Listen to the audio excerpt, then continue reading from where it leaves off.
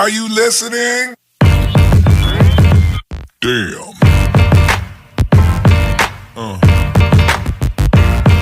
Yeah.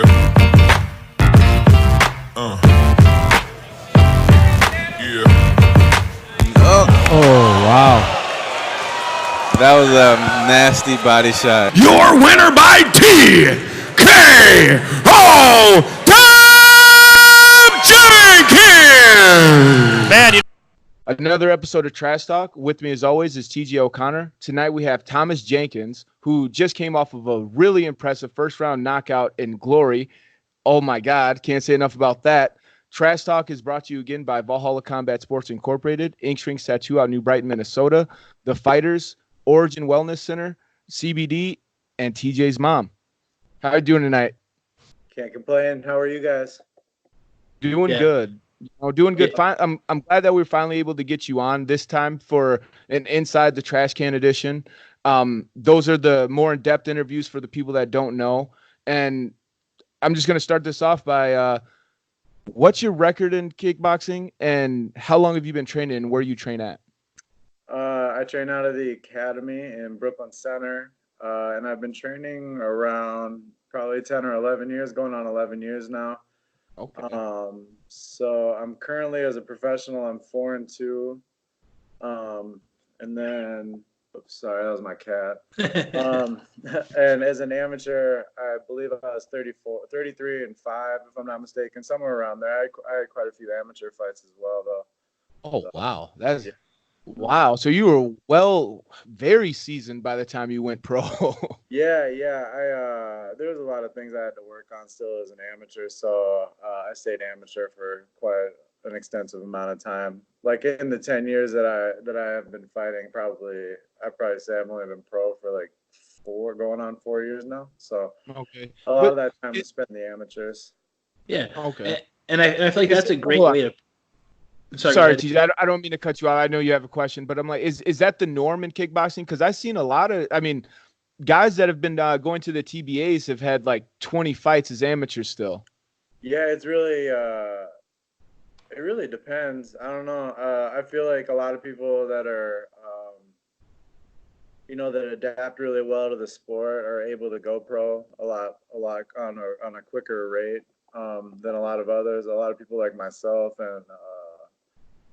and a lot of others, they have a lot of stuff that they have to work on and whatnot, and it takes time. And when I was first starting out, for like the first couple of years, Muay Thai wasn't as big as it is now, or kickboxing wasn't nearly as big as it is now. Like now you get a lot more tournaments and there's a lot more cards.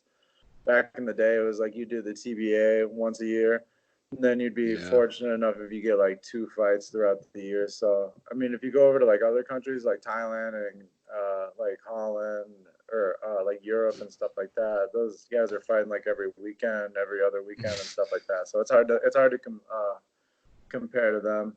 So, but Okay. yeah. But yeah, no, okay, I get it. You answered my question. And sorry for interrupting you, TJ. No, you're not. Yeah, I know I'm not, but I have to say that because we're on camera. No, definitely. And that's kind of what I was going to allude to, is the same thing. It's just more of like, you see that it's kind of a cultural thing in kickboxing, Muay Thai, and amateur boxing as well, where you'll see guys have a lot more fights compared to the culture you see in amateur MMA, where some guys will have 4 or 5 fights and look at going pro, or I've seen guys have 2 or 3 fights and look at going pro. So I mean, I guess it's a testament to the fighter, like you said, but I think it's a testament to good coaching and the cultures between the two different sports. Yeah. Agreed. And again, like our coach typically has us stay amateur for quite a while, just to make sure that we're well prepared and ready for when we make that leap into the pros and stuff like that. So that's what that. Yeah. Again, like boxing as well too. Like you see, like a lot of those guys with like 100, like the 200 something fights and stuff like that. Yeah.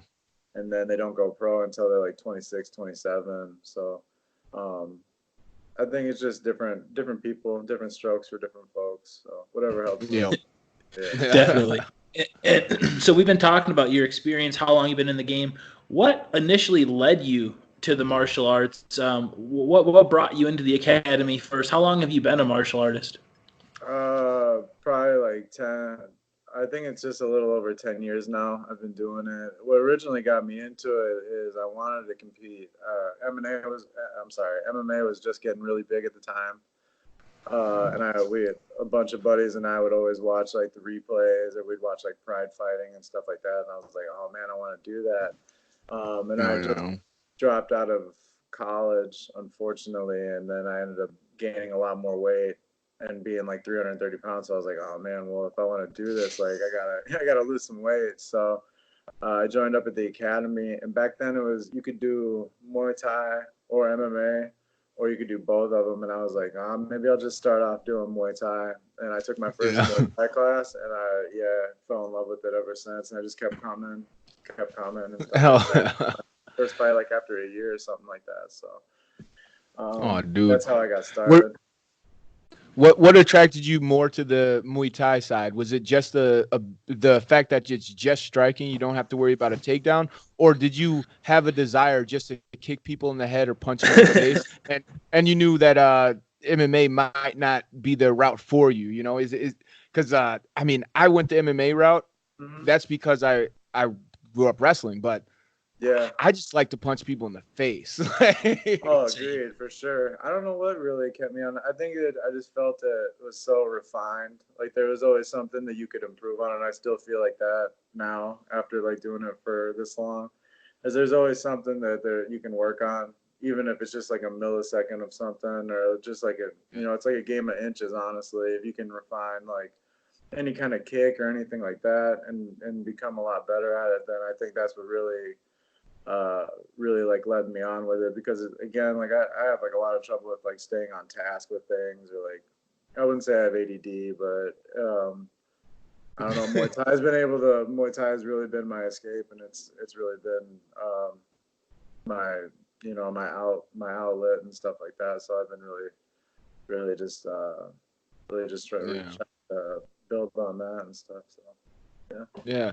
So I mean, we don't like to bring up people's losses at all, and I'm not going to ask you to talk about it at all. But you lost the first fight for Glory, and then you were able to bounce back and go on a tear, dude. Like, what has that been like? And was there what change? Do you feel like you made any changes, or do you just feel like things just kind of started to fall into place a little bit for you as your career developed? And I know that there was some other issues that you were dealing with, because I believe you had a surgery as well too.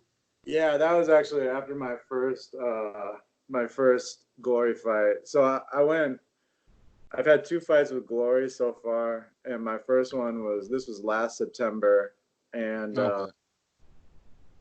unfortunately the next day I woke up and I was in just the worst pain ever, and I had to unfortunately go to the hospital. I made it to the airport, and we got all the way to my gate, and I was like, all right, I can make it home. It's only an hour flight in Chicago.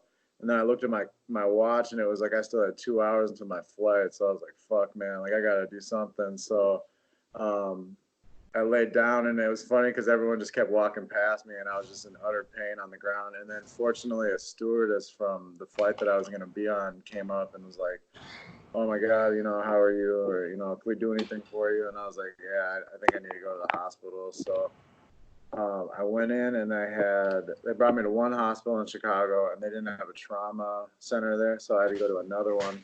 And unfortunately I had to go into surgery that night, and they cut me open, and they thought I had like perforations in my gastrointestine, but they were unable to find any, fortunately. So they just kind of cut me up and stitched me up. So, but oh my God! So I had like a year in between fights, or a little over a year. So that was but I think that the loss, to back kind of what the question was, the loss really did fuel, it fueled my fire and stuff like that, like big time. You never want to make your debut. Like when you finally make it into the organization you've been trying to get into your entire career, you never want to go out like that. And the gentleman I fought was, he was ranked, I think, number 8 in the world. So I figured big rewards call for big risks. So and it was a fight that I thought, I felt comfortable with, but unfortunately I didn't get the outcome that I wanted. But,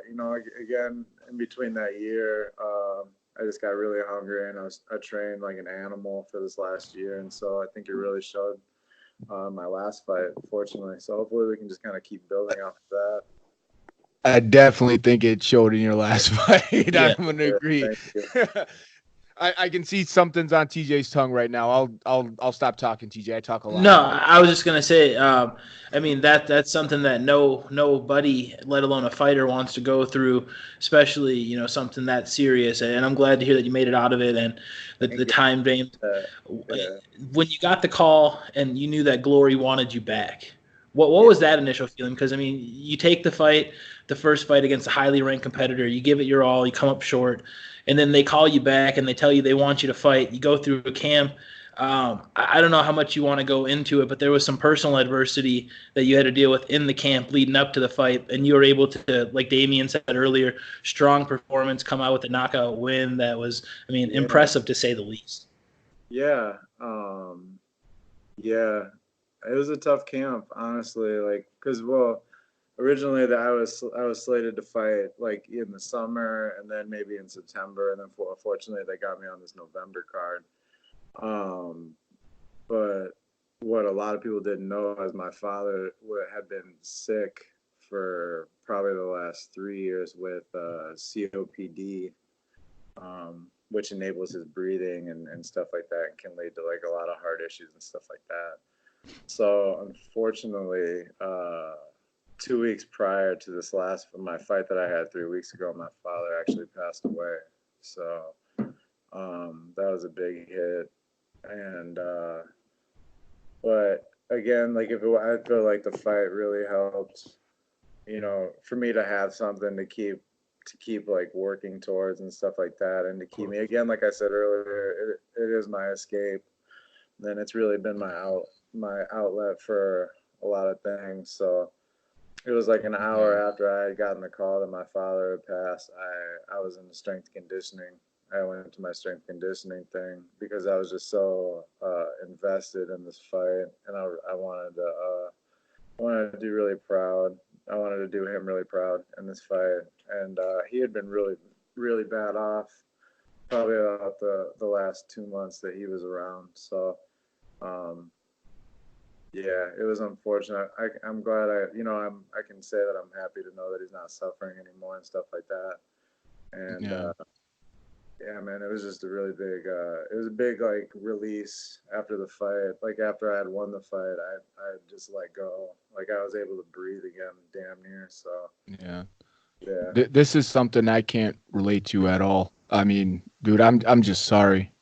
Like Yeah. that you had to go through that and everything, man. It means a lot, honestly. And yeah, it was hard, and I'm still like it was even worse like after the fight when I got home and stuff like that, because it like really started to sink in that he wasn't here anymore and stuff like that. So just taking it day by day still now. But again, like I think with the fight and just keeping myself busy and not getting out of routine and stuff like that, I was able to kind of get through it. And if it wasn't for like amazing friends that I have that keep me accountable, like my coaches is Ryan and Kate and like Troy and all the good people at my strength conditioning facility and stuff like that, they all kept me accountable and stuff like that, because they knew that I was definitely going to fight. But it's always hard when you wake up in the morning and stuff like that, and you don't want to go to the gym because you're still grieving pretty badly. But yeah, if it wasn't for those good people, like I don't know if I would have been able to have the performance that I had. But Yeah. No, definitely. And in that situation, words are never enough. I lost my father to cancer, came upon 15 years ago, just hit the anniversary. So, I mean, I could tell you, it's something that I understand. Like I said, words don't mean enough, but to have something to strive for and having family there for you. And for the fighters that watch the show, they know how much your team is your family. And to hear that you had your team around you, your team supporting you in that fight, I mean, that's awesome. And then to go out there and have the performance you did, I couldn't be more happy for you, man. I appreciate it, man. It means a lot. And again, it's like my team as well as like my mother and my wife. They kept me in line for like the 2 weeks fight and stuff. So they just kept telling me that this is like what he would have wanted, and he would have Yeah. wanted to fight and shit like that. So, you know, Hell yeah. make the man proud. So I'm glad I was Man. able. And to say that, I mean, to say you made everybody proud, it is an understatement. The performance you had, I mean, a dominant first round, and then to come out and get the finish in the second. When you see him go down and you hear the ref hit 9, and you know he's not getting up, you see the hands wave. What's that emotions like getting that first win in Glory? It was huge because it wasn't just like the last year or anything like that. Like I was sitting on the sidelines with injuries and everything like that. It was just an accumulation of just everything that had built, had been occurring for over the last year and stuff like that. Like another one is like my mother. She had breast cancer throughout the last year as well. So it was just a really awful year, to be honest. But to be able to get that knockout, it just felt like I was able to breathe again. Honestly, like my chest, I screamed immediately after, and it was just like the biggest relief I'd ever had my entire life, honestly, in 30 years. So yeah, it felt amazing. It felt really good. So. No, that's good that you were able to get the win and get that feeling too of just being satisfied, being happy, getting everything done, especially while all that stuff was going on. Yeah. I mean, there's not much that can do that for a person, Like I've lost family members, but I've never lost a parent. I've never ever been through that in my entire life, and I mean, as much as we all hope to not go through that, I mean, it's a reality, but hopefully I'm able to handle it as well as you are. I mean, as you have, dude. I mean, man, I think that's a testament to your character, the type of person you are, and how you're able to talk about it with us. So, I mean, I don't even have a question right now. Thank you for being able to share that with us right now, man. I appreciate you guys for allowing me to share it, honestly. And I think it helps me a lot, too, to share it and be able to talk about it and stuff like that, and like just kind of cherish all the good moments that have happened within the last year and stuff. So I appreciate you allowing me on the podcast and talking. So. Oh no, always, man. You're always welcome, and it's always easy to remember the good things. But I love how you mentioned the scream, because I always mention to people, especially non-fighters, when you see a guy scream after the fight, they always go, "Oh, that's he's so macho." I was like, no, at that moment, there's truly nothing else to do. You have to just I didn't know what to do at that point. I just I took a deep breath in, and then I screamed. I couldn't hold it. If you don't mind me asking, what did your father think of you fighting, and when you first told him that you were going to start? I think he was a fan, honestly. Like I had done sports. I had done sports my entire life, and there was never really any kind of break in between them. So when I initially signed up for it, he probably thought I was full of shit, but. No, but I think after I had my first fight and I got absolutely destroyed, it was about a year, and within that year, that's when I lost the 330 pounds. So, I'm sorry, not 330 pounds. I lost it was like 130 pounds altogether that I lost. Yeah. And, I think that's probably when he was like, oh, and I won. That's when I kind of went on like a tear. And I think he started seeing I was winning tournaments and stuff like that. And I think, but he was always proud of everything that I had done, sports wise. It was like win or lose. He was always really happy for me and shit like that. Oh yeah. Yeah. Well, I'm sure he was really proud.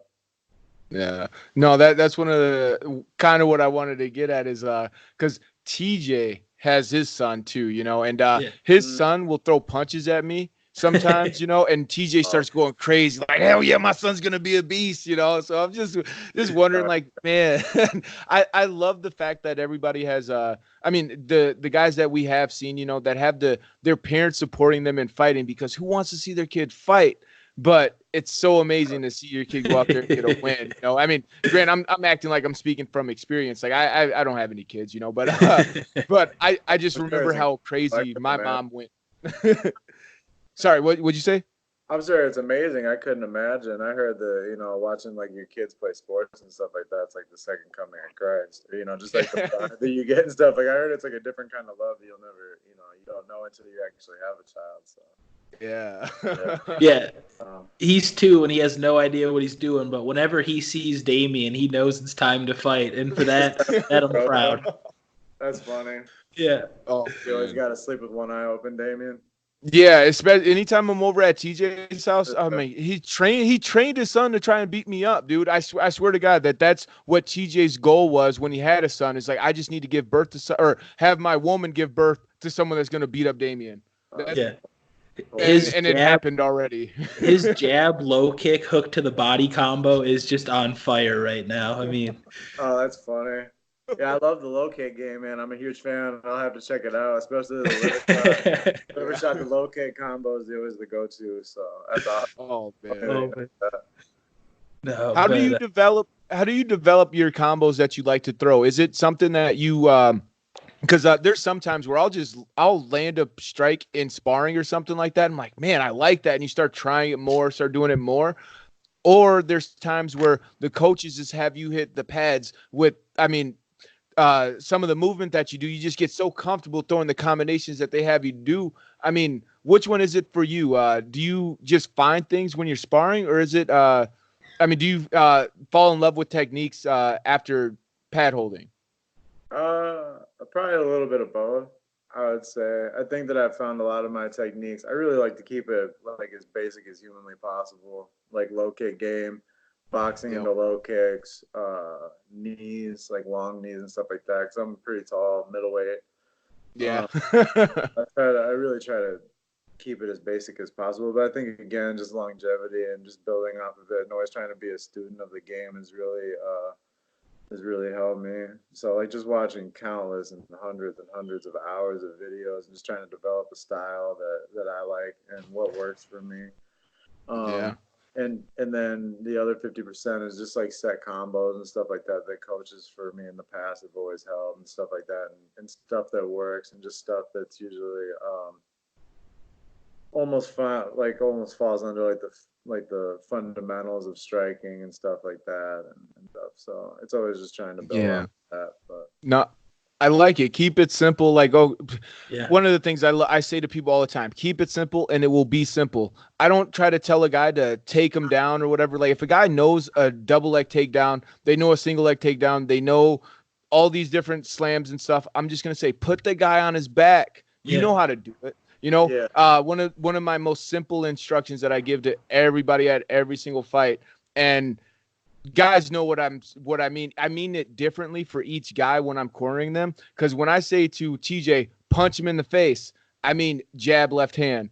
When I say punch him in the face to some of my other guys, it's an overhand right, Oh, for sure. And it just keeping it simple. Like I feel like if I was to tell TJ, jab, jab, jab, straight left, hook to the body, then kick. That's too much and it takes too long to say.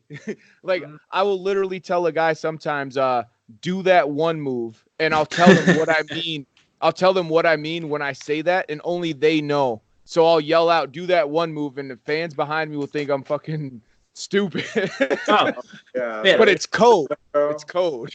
Yeah, code, exactly. Morse code between you guys. There's always like those set things that, like a lot of times my coach, I've been working with him for so long now that he'll say things and I'll know exactly what he means. And usually just like my fundamentals that I keep in my bag, again, like hook, low kick and stuff like that, or body shot, low kick, just those things I keep in my bag. He can always say something and then I'll know when to go, or I'll know when to throw it. And again, I'm sure there's people in the crowd that think that we're just fucking, not all right. Exactly. But, you don't want to be sitting there saying the exact move like repetitively. Eventually, they're going to cover it or something like that. So that's been the one thing that our coach drilled in early, because especially having a coach who is bilingual, he'd always mention, if I'm talking to you, they can hear me talking to you. If I tell you to do this, they're going to hear you say that. So developing those You were codes, saying I learn know Spanish. just from experience working with Damien. We had codes where we would have specific moves, and I would use people's names for them. So I'd be in the corner, just Johnny Hendricks, and the people in the crowd, like you said, they probably think I'm nuts. Like, well, he's not fighting Johnny Hendricks. Johnny Hendricks is in the UFC. But Damien knows that that's a short right hook, left hand. Like, I mean, Yeah. so it's like you said, the crazier the corner sounds to the fans, it's probably better for the fighter. Oh, for sure. Yeah. People that know the sport, obviously, they know what you're meaning and stuff like that. But like the ones that are like really into the deep cuts and stuff like that of fighting, they'll know what you're meaning, or they'll know like the combo that you're trying to say and stuff. Especially if he throws it once and you say it again, they're like always gonna go for that. So. Yeah, one of my favorite codes was funny because I got it after watching what's it, Kindergarten Cop? Or no, Cop and a Half, where this I think it's Jim Belushi, and he gets teamed up with this kid whose his dream is to be a cop or whatever, right? And whatever, he witnesses a murder, gets teamed up with this cop, and now he's teams with him. So it's a cheesy 80s movie, but still, it's one of my favorite movies. But the kid goes up to the cop, the very first thing he says, "What comes after L?" And he says, "What? M?" And he's just boom, and elbows him as hard as he can in the gut. And that's funny. We don't yell elbow anymore. We just yell, "What comes after L?" And you know to throw that bow. Oh yeah, it's true. Exactly. Nobody's gonna see that coming. Yeah. Well, except now. I just told him. Except for now, yeah. Yeah. Well, I'm retired, and that was my code. So sweet. No. Oh man, just the little things. And speaking of that, I mean, I know you had a long layoff, and we explained why between your last fights. But coming off this knockout win, I'm assuming you want to stay active. I mean, is there any news as far as your next fight, or any idea when you'd like to come back? Yeah, because you have a multi-fight deal, don't you? Yeah, I have 5 Hell fights. yeah. It's like 4 or 5 fights, I think, or 5 to 6. It's one of the two. But I still got. I know for sure I definitely have 3 more fights with them. So. Yeah, hopefully, I don't know, hopefully on whenever they have the next card over here in the U.S., then hopefully I'll be on that one. I don't know when, by chance. They haven't really said anything, unfortunately. So, hopefully maybe February, March, fingers crossed. I know they got like obviously like the really big end of year cards within the next couple weeks. And then I think they'll probably take January off. So maybe February, March. And then hopefully I can just stay as active as humanly possible. I definitely hope so. Be sure to reach out to us when you do get some fight news. We definitely want to help break that and let everybody know how to watch. Just before we wrap this one up tonight, is there anybody that you want to thank? Any sponsors, any teammates, anybody who's been there for you during this last camp and during this fight? Yeah, obviously like my team and my coach Ryan, Caitlin, and Greg and Nat and all those guys. Again, if it wasn't for those guys keeping me in the gym and stuff like that, I don't know if I would have been able to pull it off. As well as like my teammates too. Troy, I can't thank him enough for everything that he's done. He's really kind of revamped how I train and stuff like that. So a huge shout out to him. And all my other teammates as well. And then obviously my wife, Makeda, huge shout out to her. And then my mom as well. If it wasn't for those core people, then I don't know if I would have been able to do it. So thank you guys all very much. Man, it's great to know that you have that support from your family and teammates and everything, dude. Like, I mean, oh my God, it's so hard to go out there and do this on your own. I know people see fighting when you're inside the ring or you're inside the cage or wherever you're fighting or wherever you're competing. And it's just you in there, but no one understands that the support behind you, like, really carries you sometimes, man. It just does. Like the outpouring or like the things behind the scenes, or especially like during fight camp or anything like that, like just the roller coaster of emotions that go on and stuff like that. So it's always good knowing that you have somebody, or you have like a core group of people that are always there for you and stuff like that. They'll drop anything for you. Yeah. Well, yeah, dude. Well, we thank you so much for coming on here and being so open with us too, man. Yeah. I mean, yeah, no, I appreciate you guys, man. Again, I think it really helps with sharing it and stuff like that. Because instead of just keeping it balled up, I'm glad. I really appreciate you guys allowing me to be on your show and stuff. Man. So, thank you guys. No, we're nothing without. We've the said it fighters, once. man. We've said a million times. We're nothing without the fighters. So we appreciate you taking the time out of your day to talk to us. Thomas, man, like I said, look forward to following your career here moving forward. Don't hesitate to ever reach out to us. We look forward to talking to you again, and be sure to follow his career. Be sure to like and subscribe to Trash Talk with Damian and TJ on YouTube. And have a great night. Yeah. Buy Fight Pass. Start watching Glory, you guys. Yeah. Are you listening? Damn.